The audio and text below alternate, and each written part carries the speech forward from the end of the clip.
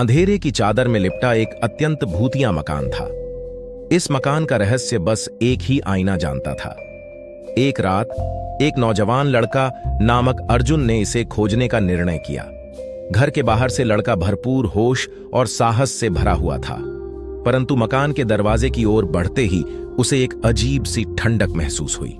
अर्जुन ने धीरे धीरे दरवाजा खोला और अंदर घुसा। मकान के अंदर की सुनसानी ने उसको अजीब सा दर्शन कराया। एक कमरे में एक विशाल आईना खड़ा था, जिसमें उसका परिचय देने वाला एक आभास महसूस हुआ।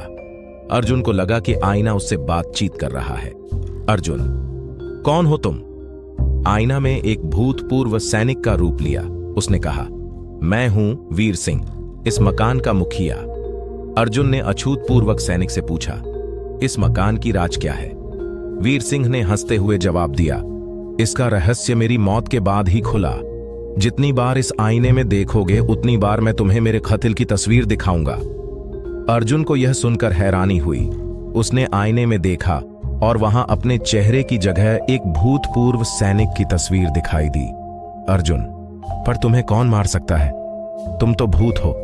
वीर सिंह ने मुस्कुराते हुए कहा, तुम्हें मेरा कत्ल बनने का आदान प्रदान है। तुम्हें मेरी मौत की रहस्यमय वजह पता करनी है।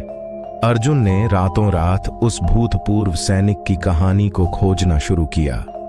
वह जानता था कि सत्य खोजना मुश्किल है, परंतु उसका दृढ़ निर्णय था। कई रातों तक अर्जुन ने मकान की हर कोने कोने से जुटा हुआ साक्षात्कार सूना। उसने जाना कि वीर सिंह को जादू से मारा गया था, क्योंकि उसने गांव की संपूर्ण समृद्धि को अपने शक्तिशाली सामर्थ्य के लिए दोबारा इकट्ठा करने का इरादा किया था। अर्जुन को आईना ने एक रहस्यमयी चेन दिखाई, जिसे तोड़कर वह जादूगरी की गुलामी से मुक्त हो सकता था, परंतु वह चेन तोड़ना केवल वीर सिंह के बल पर ही संभव था। अर्जुन ने समझा कि यदि वह चेन तोड़ने में सक्षम होता है तो उसकी आत्मा वीर सिंह की शांति प्राप्त करेगी।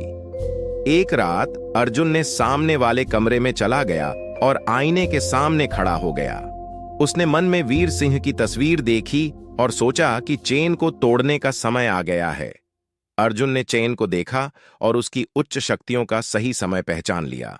उसने एक महामंत्र बोला और चेन को तोड़ दिया। आईना में वीर सिंह की आत्मा ने आभूषणों से भरी हुई आत्मा बखूबी उजागर कर दी। वह मुस्कुराता हुआ अर्जुन के सामने आया और उसकी आत्मा को आभास किया। वीर सिंह, धन्यवाद अर्जुन, तुमने मुझे मोक्ष दिलाया है। अर्जुन, आपकी मदद करना मेरा कर्तव्य था। वीर सिंह ने अर्जुन को धन्यवाद दिया और आत्मा शांति के साथ अंतिम स्वार्थ करते हुए चला गया।